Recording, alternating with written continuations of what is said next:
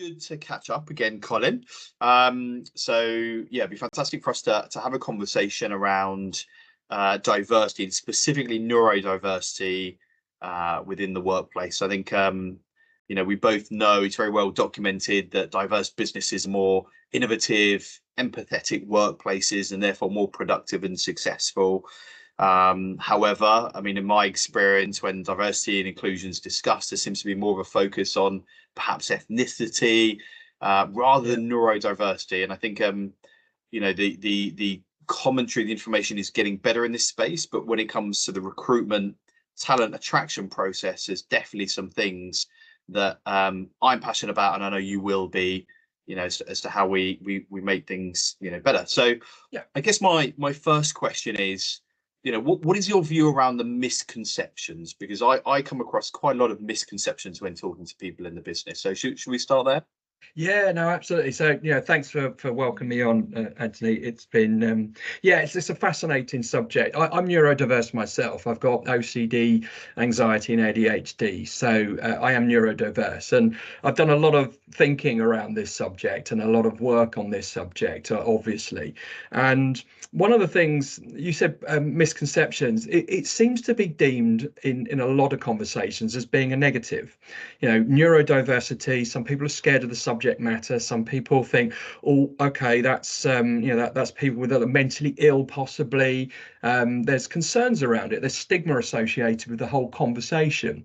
But when you actually research what neurodiversity is, it's just people that have a different thinking style to the majority of the population. So it's just a form of difference. And I love to celebrate difference. So, I like to think I have got superpowers because of my neurodiversity, because of the things I've gone through. But it seems to be framed as a negative. We always dive into the negative. I had this conversation, many times. Why is it negative to have a difference? Why is it negative to be neurodiverse? I think if we understand it better and educate people better about what it is, what it brings to the party, and how you can leverage it, then it becomes a completely different conversation, and therefore it becomes a differentiator in my world. Absolutely. I mean, you mentioned that around education. I mean, education, in this topic has gotten much better. I'm sure you've seen it as well. The conversations are being had. People, at the senior level of a business are starting to understand it, and the benefits actually of having neurodiverse individuals in the business. Having that different perspective is important. It drives different results. I guess what I see is that it's all well and good, head of people, CEO and MD saying, right, we're going to be a diverse business. We're going to have, really important initiative to make sure that we are that. But getting that message down to the hiring managers, the team leaders who are bringing those people into the business, what I see is there isn't that education, feeding down, and that passion, and that the reasoning behind, making sure your business is truly diverse, and the benefits that you get off the back of that are really there. So what can businesses do better to make sure that they have that education and they have their hiring processes, that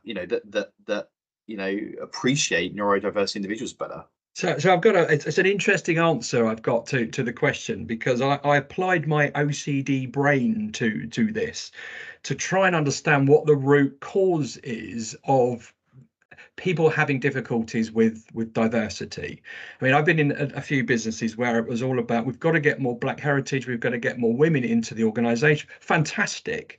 But what about all the other protected characteristic groups and all the other diversity groups? And I kind of base it down to, we've got to become a compassionate culture. So I like to feel that if you wake up in the morning, you're compassionate to yourself and you're compassionate to others, and you start to understand everything that they've got going on in their lives, everything that they bring to the party. If we can drop the labels as well to a certain extent, to try and silo people into, well, you're neurodiverse, so you might have a difficulty with that, you might be good with this. I think I've got a feeling we're overdoing it somewhat. And I also feel that if we take the time out to get to know each other, and going back to what I said earlier, and celebrate the gifts that people have got because of difference. It doesn't have to be neurodiversity or any other form of diversity. It's, what do I bring to the party? What worldly experience have I got? Okay, I might have some conditions or I might have some characteristics that differentiate me, but what's the upsides to all of that? So, and then when you understand your workforce, you understand all the various, as I say, superpowers or brilliance that people have. That's when you can start structuring teams and bringing people together. So someone there with ADHD like me, that is an ideas person that's constantly kind of like throwing in hand grenades of thought, with someone who's really quite articulate and grounded, and the yin to my yang, put us together, and knowingly put us together, we're brilliant. So I think educating people about what is people's difference, what skills and qualities do people bring as associated with the difference that they have, being really mindful, being really compassionate, and being embracing of that, and going, do you know what? I want to be my best self today. I want to help everyone else around me to be their best self. Put that all together, and you've got all the ingredients for an amazing meal, as it were. Absolutely, absolutely, yeah. I mean, you touched on that labeling piece earlier, and I have seen that quite a bit. I think you know, when you're going through an interview process, perhaps you're alongside a hiring manager who's you know, reviewing the candidates they've seen, you do get that very quick labeling, their interpretation, their understanding, because perhaps they haven't had that education again, you know, as to the diversity out there, and actually the scale of it, you know, just labeling somebody, you know, like yourself, you know, with ADHD, that's not a very defined thing. You know, that there's lots of different scales as to how you know, that might manifest itself, right? But you know, my son, you know, one of the reasons I'm passionate about this is my son was diagnosed with you know, very high ADHD about a year and a half ago, which was, you know, revelatory for us as parents to understand. Okay, right, there are things we know we can help him with, and obviously we became far more educated on you know, on what that means for him, and how he views and navigates things. But he absolutely has a superpower. When he's passionate and focused on something, the effort that goes into it is far more than I think a lot of people, you know, could naturally, you know, put into it, which is fantastic. So Absolutely. you know, certainly I can see him being, you know, very positive for a business he works for in the future. But also the other thing I think about is the, you know, the hiring process that they'll go through. You know, our business is too standardized still in their interview processes. Are they having candidates go through the same hoops that they had them go through 5, 10, 15, 20 years ago, before we had the understanding around you know, neurodiversity or diversity in general that we do now? So, you know, as a very experienced you know, TA individual, you know, what conversations do you have with managers to help them consider, you know, all of the candidates coming through their process to make sure that they get, you know, the great talent? Yeah, I mean, look, the conversation at the moment is skills-based assessment and skills-based hiring. I think that's really important. Once you've articulated a role and you understand what skills and qualities you need someone to have to be able to do it, and you de-label, then you open that up to the marketplace and you assess people on, have they got the skills and qualities to do that job, and it's the best person for the job. I mean, obvious stuff, but it is difficult sometimes. There's bias in process, there's bias in decision making, and then, you know, we do tend to like to automate our processes in recruitment and try and funnel everyone through the applicant tracking system and all the different processes and assessment processes we use for, dare I say it, for convenience, because there's so many job seekers out there, because the recruitment marketing has increased and people can apply for jobs, you know, 1,000 in a day through artificial intelligence. So I understand why, but we've got to put the human back into the process as quickly as possible. I love those processes where you ask a few little questions and put your CV in, and then that's it. you then get contacted by someone and they start talking to you and having a conversation. I know it's difficult, and there's me sort of like talking about inflating TA teams by 1,000 headcount to manage the volume. So it's a challenging one, but I generally think we've got to go to more skills based. We've got to naturally try and take out those biases. Those biases can be educated out of individuals by celebrating the gifts that everybody brings to the party, no matter what their difference is. Going back to what we spoke about before, it's a real tough one, but we've got to get on top of it, because we are excluding incredibly gifted individuals.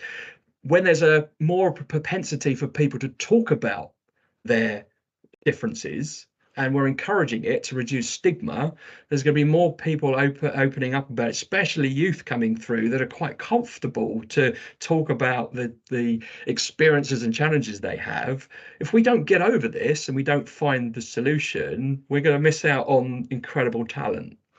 That's a great point, isn't it? I think if those businesses that don't change their processes, are going to find themselves missing out on that core talent that their competitors are going to secure, because they have that in mind. They are more open to having those conversations. They're better educated around it, and they can see the benefits that those individuals can bring to the business, right? Yeah, and if I may, just to add to a point you mentioned earlier, this is about education. And I had this fascinating conversation with my son and daughter, so probably when he was 16 and she was 13.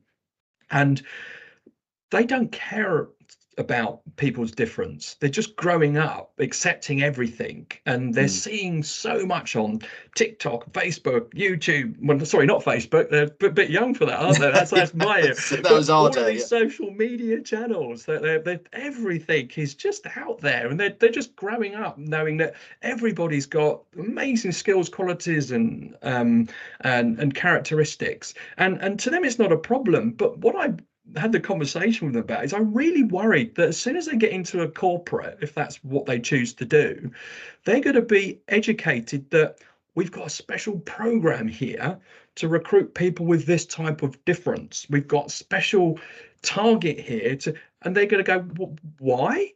What is there some kind of a problem then? They might actually be educated that there's a challenge or a problem or an issue there, where they never actually thought there was one in the first place, which is why I love this concept of delabeling and just accepting that we've all got things going on, and sometimes we all bring some greatness and sometimes we bring some challenges. But if we can be mindful of that and get over that and just focus on, right, job, skills, requirements for it, have you got them? Yes. Okay, you're a good fit, without really pressing into or touching into some of those areas of so what group do you belong to, then I think it's going to be a much, dare I say, easier process to navigate and much more successful all round.